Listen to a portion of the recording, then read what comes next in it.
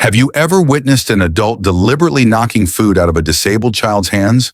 What would you do if someone proclaimed that special kids don't belong in public spaces?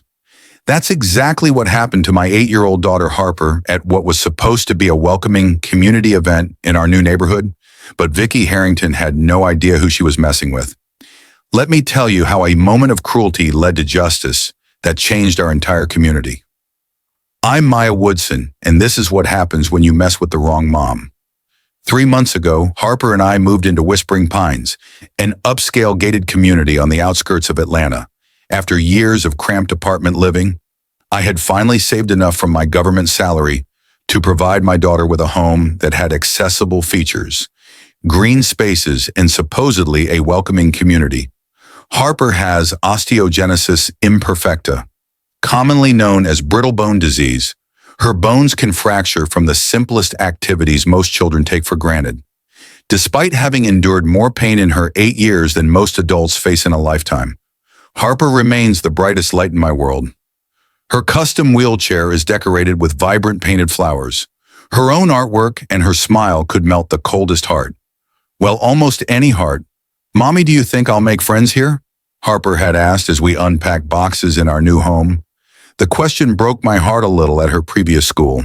Some children had been unkind, keeping their distance, as if disability were contagious. "Of course you will, sweet pea," I assured her, kissing her forehead. "The real question is whether they'll be cool enough to deserve your friendship." That made her giggle, and I felt that familiar surge of protectiveness as a civil rights attorney specializing in disability law. I'd fought for countless families, but nothing prepares you for the raw emotion of watching your own child face discrimination. We received the invitation to the community's annual summer splash party. A week after moving in, the glossy card featured smiling families around the clubhouse pool and promised fun for all ages, perfect opportunity to meet our neighbors. I thought how wrong I was the day of the summer splash. Arrived with perfect Georgia, weather, warm sunshine, blue skies, and just enough breeze to keep the heat bearable. Harper wore her favorite yellow sundress and had insisted I braid colorful beads into her hair.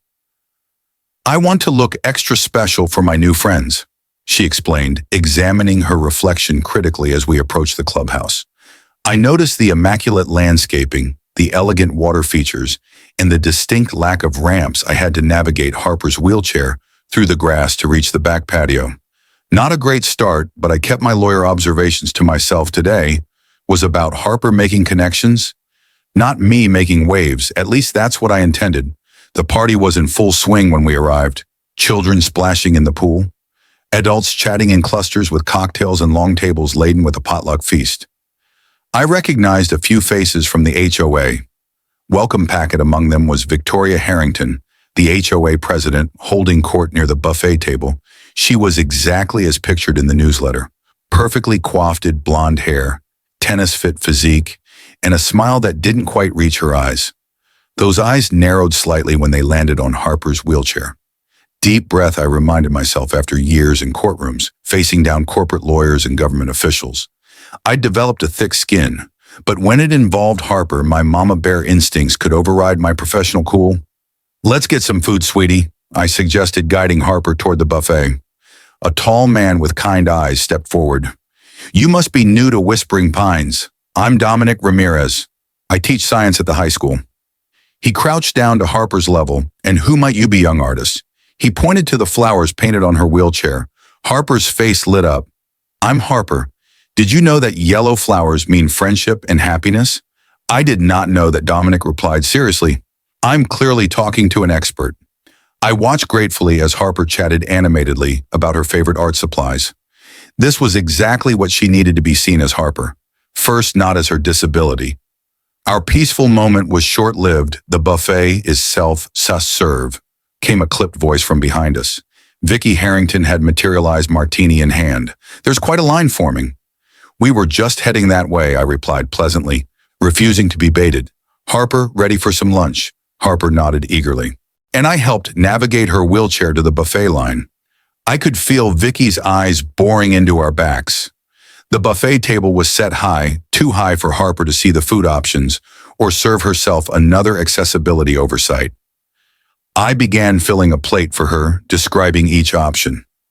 "Can I have the pasta salad, please? And maybe that fruit thing with the strawberries?" Harper asked as I placed the items on her tray. A woman behind us sighed loudly. "Some of us have been waiting quite a while," she said, gesturing to her empty plate. I recognized her as one of Vicky's friends from the HOA newsletter, the social committee chair. "We'll just be another minute," I assured her. "It's fine, Patty," Vicky said, appearing beside her friend. "Some people need special accommodations." The way she said special made it sound like a disease. I felt my jaw clench but continued helping Harper. "Would you like some lemonade sweet pea?" Before Harper could answer, a young boy ran past, bumping her wheelchair slightly. It was nothing serious, barely a nudge, but it caused Harper's wheelchair to roll back an inch or two, coming to rest lightly against Vicky's designer sandals. What happened next seemed to unfold in slow motion. Vicky's face contorted with exaggerated shock. "Excuse me," she exclaimed as if Harper had deliberately run over her foot. "I'm sorry," Harper said immediately, her voice small. It was an accident. But Vicky wasn't interested in apologies with a deliberate motion that could never be mistaken for accidental. She pushed Harper's wheelchair back hard, the wheelchair rolled backward, and the tray on Harper's lap tilted. The carefully arranged lunch pasta salad, fruit, and lemonade cascaded onto Harper's yellow sundress, and the cold lemonade made Harper gasp. The silence that followed felt eternal. "Mommy." Harper's voice trembled, her eyes filling with tears. Something dangerous unfurled inside me, a protective fury honed by years of watching my child face unnecessary obstacles. But before I could react, Vicky spoke, her voice carrying across the now quiet patio. "This is exactly why special needs children should eat at home. Look at this mess." She gestured dramatically at the spilled food. "This is a community event, not a special education classroom." Harper's face crumpled, tears spilling down her cheeks. The humiliation in her eyes was unbearable. Several gasps rose from the watching crowd.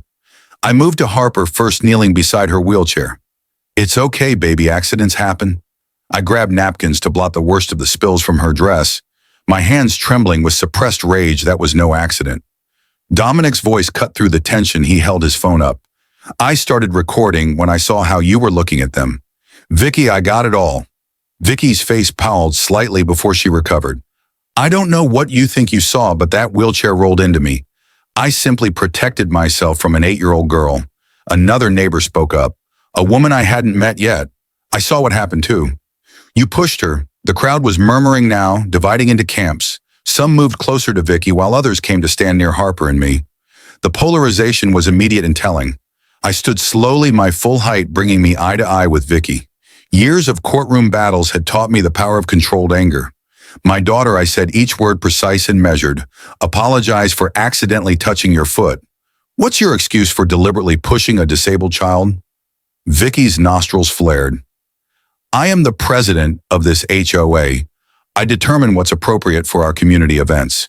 And frankly, if you can't control your daughter's equipment, perhaps you should reconsider whether Whispering Pines is the right fit for your situation." "My situation," I repeated, my voice dangerously quiet. "There are special communities for families like yours." She continued, oblivious to the hole she was digging, places with the proper facilities. "Our clubhouse wasn't designed with wheelchairs in mind." Several neighbors shifted uncomfortably. Even some of Vicky's apparent supporters looked troubled by this naked discrimination. I wanted nothing more than to reveal exactly who I was, to watch her face when she learned she'd just violated federal law in front of a government civil rights attorney, but strategic patience had won me many cases instead. I turned to Harper. "Let's get you cleaned up, sweet pea," as I began to wheel Harper away. Dominic stepped forward again. "I'll email you that video," he said loud enough for everyone to hear, "just in case you need it." Vicky's eyes narrowed. "Are you threatening me?" "Dominic, remember that noise complaint we discussed about your teenage son's band practice? I'd hate to have to take official action." And there it was. The abuse of power laid bare, actually. I said pleasantly, "I would appreciate a copy of that video, Dominic, for my records as Harper." And I left the party. I could hear the buzz of conversation erupting behind us. The community was reacting, taking sides, but all I cared about was the quiet sniffling from my brave little girl. "Why does she hate me, Mommy?" Harper asked once we were out of earshot. I didn't mean to hurt her foot. My heart shattered. I stopped walking and moved to face her, taking her small hands in mine. Listen to me, Harper Woodson. That woman doesn't hate you. She doesn't even know you. What she hates is anything different from her narrow view of perfection, and that says everything about her character and nothing about yours. Harper considered this her analytical mind, working through the emotions. She was mean to you too. Yes, she was, I agreed. But here's the thing about bullies. They only have the power we give them, and we're not giving her any of ours, okay? Harper nodded slowly. Are we going to have to move again? The question gutted me. We'd moved 3 times in Harper's short life, each time seeking better accessibility, better schools, better community. I had promised her stability this time. No, sweet pea, we are not moving. This is our home now. What I didn't tell her was what came next. Victoria Harrington had picked the wrong family to bully. She just didn't know it yet. Let us know where you're watching from today. And if you're new here, don't forget to like this video and subscribe to join our growing community. The following week passed in a carefully orchestrated dance of information gathering while helping Harper settle into her new room and preparing for her virtual summer art camp. I was also laying groundwork. I requested the HOA bylaws and all meeting minutes from the past 3 years. I spoke with 3 different neighbors about Vicky's leadership style, framing my questions as those of a concerned new resident wanting to understand community norms. I researched property records and past legal actions involving the HOA, and most importantly, I contacted my colleague at the Department of Justice's Civil Rights Division, where I'd worked for the past decade. She did what Jessica exclaimed when I recounted the incident. Please tell me you're pursuing this Maya gathering evidence. Now I confirmed, sorting through the documents I'd collected, the HOA has at least 6 obvious ADA violations in common areas alone. No pool lift, no accessible bathroom in the clubhouse, inadequate parking. But the personal discrimination against Harper is what makes my blood boil. Send me what you have, Jessica offered. I'll look it over unofficially before you decide how to proceed. The video from Dominic arrived the day after the incident. It was clearer than I'd hoped, capturing not just Vicky's deliberate shove, but her subsequent comments about special needs, children, and special communities. Textbook discrimination caught on camera. Harper, resilient as always, seemed to be bouncing back from the humiliation. She'd spent hours on video calls with her best friend from our old neighborhood, created 3 new paintings, and even mentioned wanting to try the community pool once the mean lady isn't there. You sure you still want to go back to the clubhouse? I asked, surprised by her willingness. Harper nodded seriously. You said bullies only have power if we give it to them. If we stay away, she wins. My daughter, the philosopher. Sometimes I wondered which one of us was the wiser. The HOA meeting notice arrived 5 days after the incident, normally held monthly. This emergency session was called to discuss community standards and behavior expectations at Whispering Pines' events. The timing was suspicious, to say the least. I called Dr. Elizabeth Chen, Harper's specialist, and requested a formal letter documenting Harper's condition and accessibility needs. Then I reached out to Dominic. There's an emergency HOA meeting Friday. I told him when he answered my call. I have a feeling I know what it's about. Dominic sighed. Vicky's been on the warpath since the party. She's talking about implementing behavior standards for community events and equipment restrictions in common areas. Equipment restrictions. I repeated, the lawyer in me immediately recognizing the thinly veiled discrimination. Her words, not mine. Dominic clarified, several of us plan to oppose whatever she's proposing, but you should know she's rallied her usual supporters. The vote could go either way. I thanked him for the information and finished my preparations by Friday. I was ready. The clubhouse meeting room was packed. When Harper and I arrived, chairs had been arranged in neat rows facing a small podium where Vicky stood shuffling papers importantly. Her gaze hardened when she spotted us. The meeting will begin shortly, she announced to the room pointedly, not greeting us. I noticed there was no space left for Harper's wheelchair in the audience arrangement, of course. Excuse me, I said pleasantly, approaching a couple seated in the front row. Would you mind? If we borrowed one of these chairs, we need to make space for Harper's wheelchair. The woman smiled kindly at Harper. Of course, not here. Let me help you together. We rearranged the front row to accommodate Harper's wheelchair. I could feel Vicky's glare boring into my back. but I didn't acknowledge her at precisely 7 p.m. Vicky called the meeting to order. "Thank you all for coming on short notice." She began, her voice dripping with artificial pleasantness. "As president of the Whispering Pines Homeowners Association, it's my responsibility to ensure our community remains the premium living environment you all invested in." Several of her friends nodded in agreement. "Recent events have highlighted the need for clearer guidelines regarding our common spaces and community events," she continued. "Therefore, the board has drafted a proposed amendment to our community standards." She distributed printed copies to the board members seated nearby. I noticed Dominic seated 2 rows behind us, frowning as he read his copy. The proposed amendment would require advance notice and board approval for any special accommodations at community events. Vicky explained additionally it would implement safety standards regarding mobility equipment in common areas, particularly around the pool. And during catered events, the room temperature seemed to drop 10 degrees.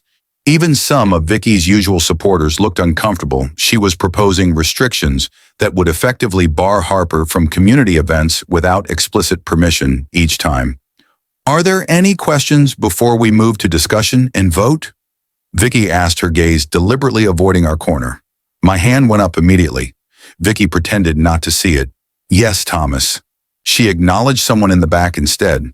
"I'm confused about the mobility equipment restrictions," the man said.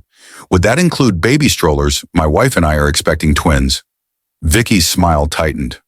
"Of course, not Thomas. We're referring to larger mobility devices that could pose safety hazards in crowded areas, like wheelchairs," I called out without being recognized. The room fell silent. Vicky was forced to address me directly. "Ms. Woodson, we have a procedure for questions. Please wait to be called on." I apologize for the interruption, I said, not sounding sorry at all. "But since this amendment seems targeted at my daughter specifically, I thought I might save us all some time." Murmurs rippled through the audience. "This amendment is not targeted at anyone." Vicky insisted, her knuckles whitening around her papers. "It's about community safety and standards." "Is that?"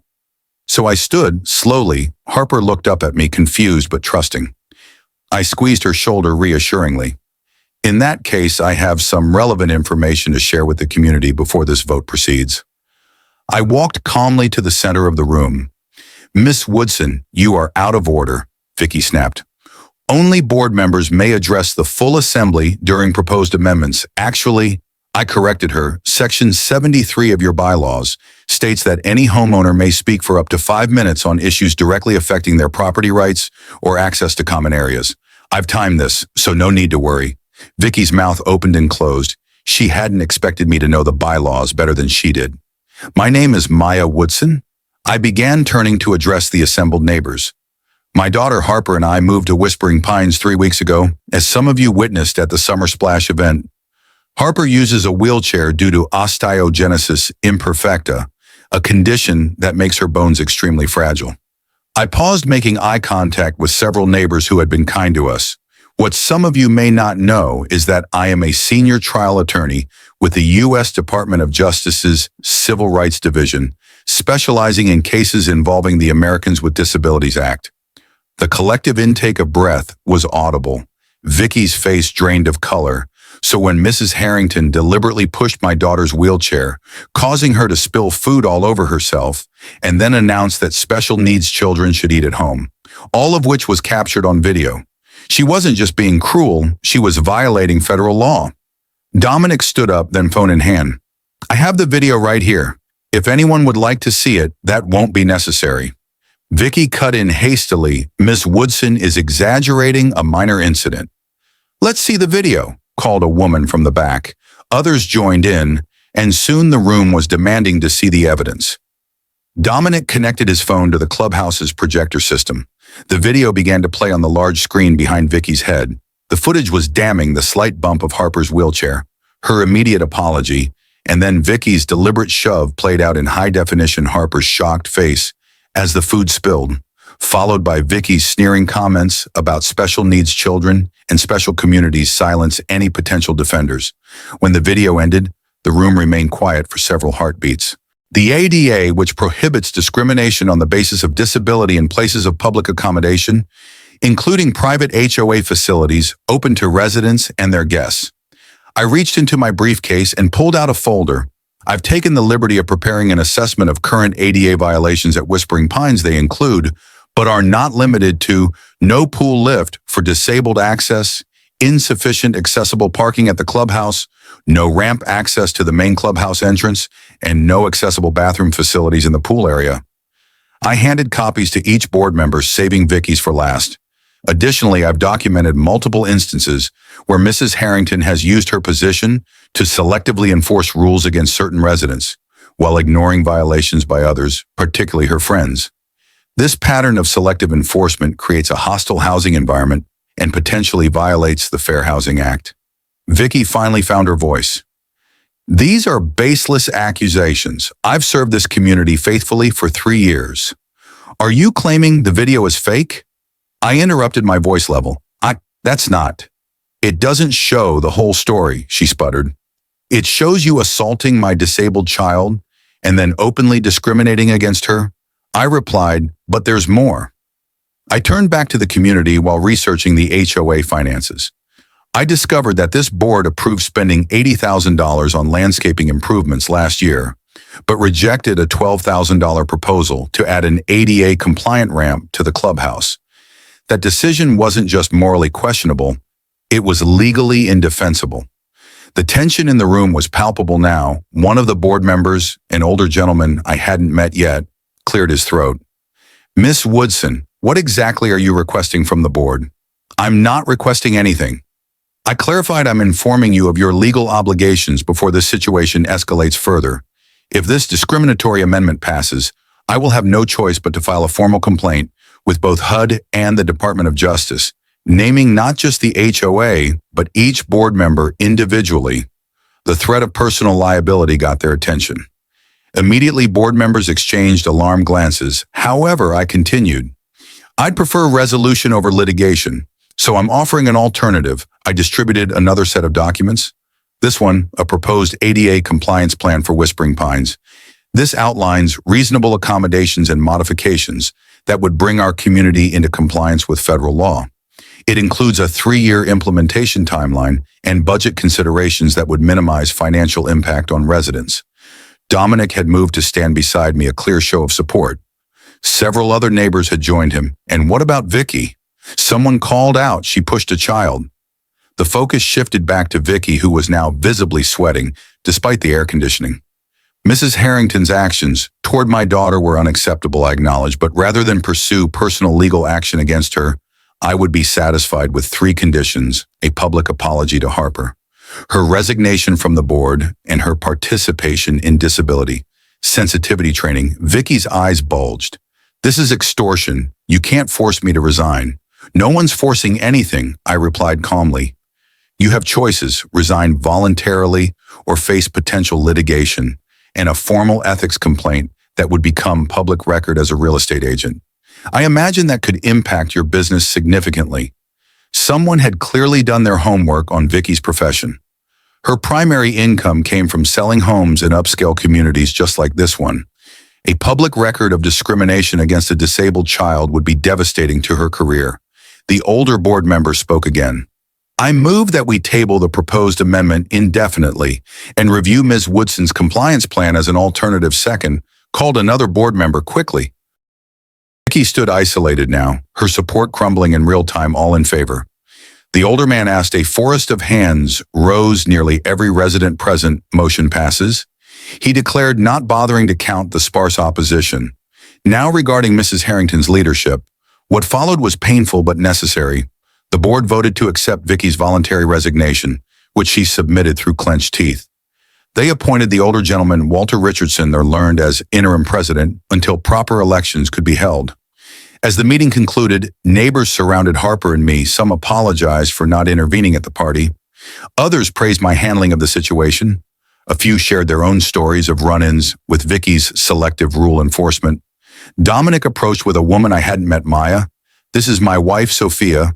She's an occupational therapist and has some ideas for making the playground more accessible for Harper and other kids with mobility issues. The genuine warmth in their offer of friendship brought unexpected tears to my eyes. This was what community should be as we prepared to leave. Vicky approached us, her expression stony. The room quieted, watching Harper. She said stiffly, "I apologize for my behavior at the summer splash. It was inappropriate." The apology was clearly forced, but Harper nodded solemnly. "Thank you for saying." "Sorry, Mrs. Harrington, I forgive you." The simple dignity in my daughter's response made me impossibly proud. Vicky seemed caught off guard by it, blinking rapidly before walking away without another word. "That was very generous of you," I told Harper as we headed home, under a star-filled Georgia sky. Harper shrugged, "Being angry takes too much energy. Mommy and I'd rather use my energy for painting out of the mouths of babes." In the months that followed, Whispering Pines underwent a transformation. The 80 compliance plan was implemented ahead of schedule. Harper made friends with several neighborhood children who became regular visitors to our art-filled home. Vicky completed her sensitivity training and eventually sold her house, moving to another community across town. Most surprisingly, I was nominated and elected to the HOA board, where I now chair the newly formed Accessibility Committee. Our first project, an accessible community garden, where Harper's painted signs identify each plant with both English and Braille labels. Sometimes justice arrives through dramatic courtroom battles, but other times it grows quietly in community gardens, nurtured by forgiveness and protected by love. As for Vicky Harrington, I hear she's now required to include ADA compliance information in all her real estate listings. Karma, as they say, is a patient teacher. If you believe in justice and love, seeing HOA Karens get what they deserve.